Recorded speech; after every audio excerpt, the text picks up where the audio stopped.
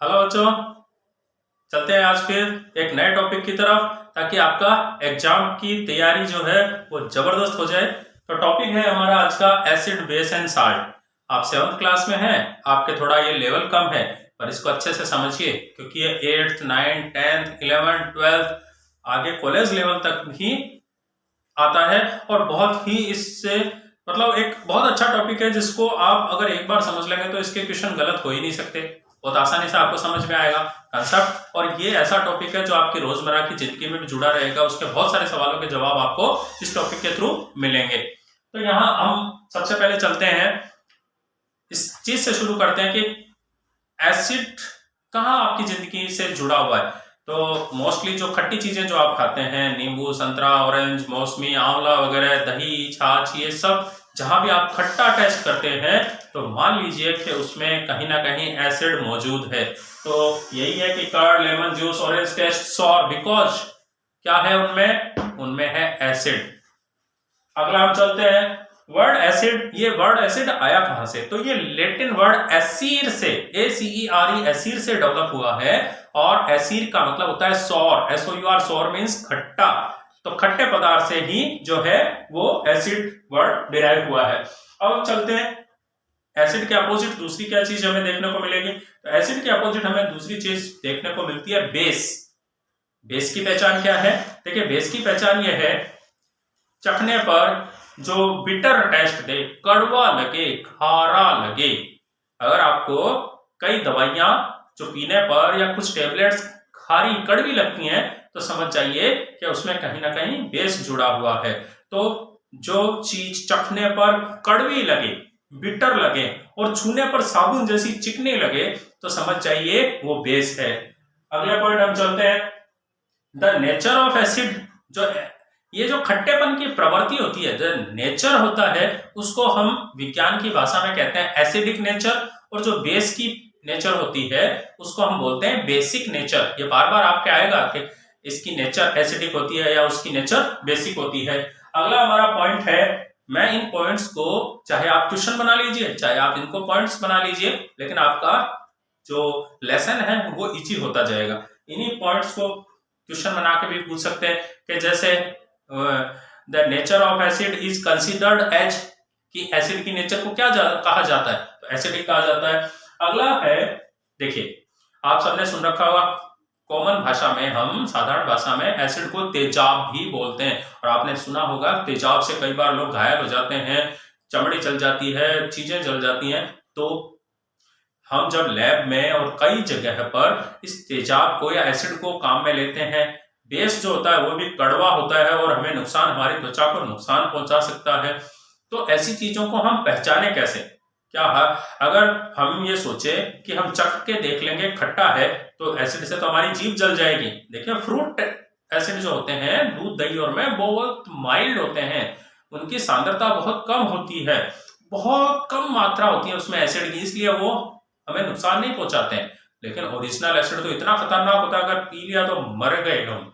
तो हम कैसे पहचाने? तो उसके लिए हम लोग कुछ ऐसे पदार्थों का यूज करते हैं जिससे हमें उन पदार्थों को एसिड या बेस में टच करने पर हमें पता लग जाता है कि ये एसिड है या बेस है। तो ऐसे पदार्थ जो एसिड या बेस की तरफ इशारा कर देते हैं, पहचान बता देते हैं, उनको पहचान लेते हैं, उनको हम कहते हैं इंडिकेटर्स। जैसे गाड़ी में होता है ना, लेफ्ट मुड़ना है, राइट मुड़ना है, इंडिकेटर जलाते हैं, वो इशारा कर देते हैं। वैसे ही कुछ पदार्थ ऐसे होते हैं जो इशारा कर देते हैं कि ये एसिड है या बेस है। तो दो substances which identify the presence of acid और base, which can test the acid और base, they are known as indicators. अगर हम चलते हैं कि इंडिकेटर से हमें पता कैसे लगता है, तो असल में इंडिकेटर कैसे, आप ये सोचा कोई लाइट जलती है, नहीं, ऐसा नहीं है।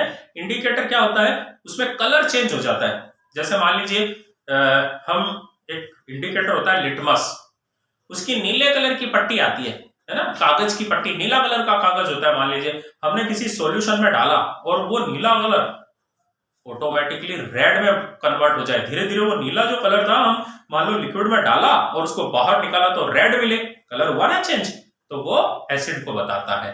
तो इस तरीके से इंडिकेटर पहचान कैसे बताते हैं, या तो उनमें कलर चेंज मिलेगा या उनकी स्मेल, खुशबू चेंज हो जाती है। उसके बाद में अगला हम चलते हैं कि give some examples of indicators. ये याद रखिए कि भाई बताओ तो सही ऐसे इंडिकेटर्स कौन से हैं, तो हम उनको बोलते हैं लिटमस। दूसरा टर्मरिक, हमारी जो हल्दी होती है ना वो भी बेस वगैरह को पहचानने के काम में आती है। एक होता है फिनोफ्थलीन, एक होता है China rose petals. China rose मतलब एक पौधा होता है, हिंदी में हम लोग उसको गुड़हल कहते हैं। गुड़हल लाल कलर के से फूल होते हैं, उसकी पत्तियों को पीस के भी बनाया जाता है रंग, वो भी कलर चेंज होता है, उससे भी पता लगता है। फिनोफ्थलीन बताया मैंने। तो ऐसी कई चीजें हैं जिनसे हम उनको इंडिकेटर के रूप में काम में लेते हैं और उनसे हम क्या करते हैं, एसिड या बेस को पहचान लेते हैं। अगला हमारा है कि जो सबसे ज्यादा काम में आने वाला इंडिकेटर है वो है लिटमस पेपर या लिटमस। अब वो लिटमस किससे हमें प्राप्त होता है, लाइकेन से, LICHEN, लाइकेन। लाइकेन वनस्पति होता है, पौधा होता है, उस लाइकेन का रस निकाल के हम लिटमस बनाते हैं जो बहुत आसानी से एसिड और बेस को पहचानता है। पूरी दुनिया में एसिड बेस को पहचानने में सबसे ज्यादा लिटमस का ही यूज होता है।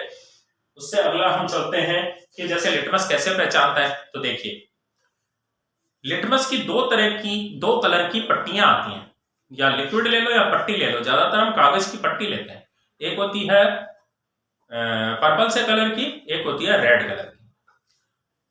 जब हम एसिड में ब्लू वाली लिटमस की स्ट्रिप को, पट्टी को डालते हैं, उसमें भीगेगी, बाहर निकालेंगे, रेड हो जाएगा, तो हमें पता लग जाएगा वो एसिड है। मतलब मान लीजिए कोई पानी जैसा दिख रहा है, कोई सब्सटेंस पानी जैसा दिख रहा है, वो एसिड का क्या होता है, कोई बहुत ज्यादा कलर नहीं होता है। एसिड जनरली पानी जैसा या हल्का क्रीम से कलर का होता है। तो एसिड में हमने ब्लू लिटमस पत्र डाला तो वो क्या हो जाएगा, रेड हो जाएगा, तो ये बता देगा वो एसिड है। और दूसरा बेस की पहचान कैसे करते हैं। बेस की पहचान का तरीका है कि हम किसी सॉल्यूशन में, मान लीजिए एक गिलास में बेस भरा हुआ है ना, लिक्विड। अब हम उसमें क्या करते हैं, हम डालेंगे उसमें ब्लू रेड वाला डालेंगे, रेड लिटमस पेपर, तो वो क्या हो जाएगा, उसमें भीगने के बाद में ऑटोमेटिकली रेड क्या हो जाता है, ब्लू में कन्वर्ट हो जाता है। तो हम समझ जाते हैं कि जिसमें हमने पट्टी डाली थी उसमें बेस है। याद रखना, एसिड ब्लू लिटमस को रेड करता है। ऐसे हिंदी में अनिल याद रख लो, अनिल, ए फॉर एसिड, नीले को लाल करता है ना। या इंग्लिश में करना चाहते हो तो ABR कर लो, ABR, acid turns blue to red, ABR, blue to red. और बेस क्या करेगा, अपोजिट करेगा, क्या करेगा, रेड को ब्लू में कन्वर्ट कर देगा। उसके बाद में हम अगला चलते हैं। अच्छा, अगर हम मान लीजिए एक सॉल्यूशन है, उसमें नीला वाला लिटमस पेपर हमने डाला और नीला एज इट इज रहा, उसका कोई कलर चेंज नहीं हुआ। दूसरा हमने उसमें उसी में ही रेड वाला डाला, उसका भी कलर चेंज नहीं हुआ। मान लीजिए किसी सॉल्यूशन में एक बार रेड डाला कोई कलर चेंज नहीं, एक बार ब्लू डाला कोई कलर चेंज नहीं, तो समझ जाइए कि वो जो लिक्विड है वो न्यूट्रल है, न वो एसिड है न वो बेस है, उदासीन है, न्यूट्रल है। वो न इस पार्टी में न उस पार्टी में, न एसिड न बेस, न्यूट्रल। अब हम चलते हैं, हमारा अगला है एग्जांपल्स ऑफ एसिड।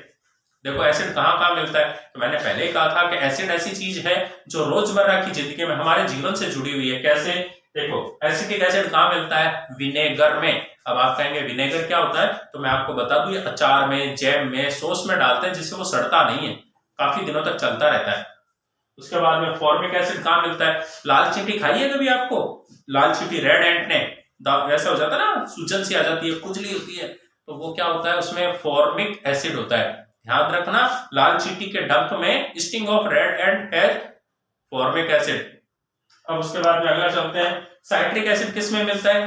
तो साइट्रिक एसिड मिलता है सिट्रस फ्रूट्स, खट्टे फ्रूट में, जैसे कि है ना ऑरेंज हो गया, लेमन में साइट्रिक एसिड मिलता है। उसके बाद में लैक्टिक एसिड, आपका दही, दही में जो खट्टापन होता है वो लैक्टिक एसिड के कारण होता है।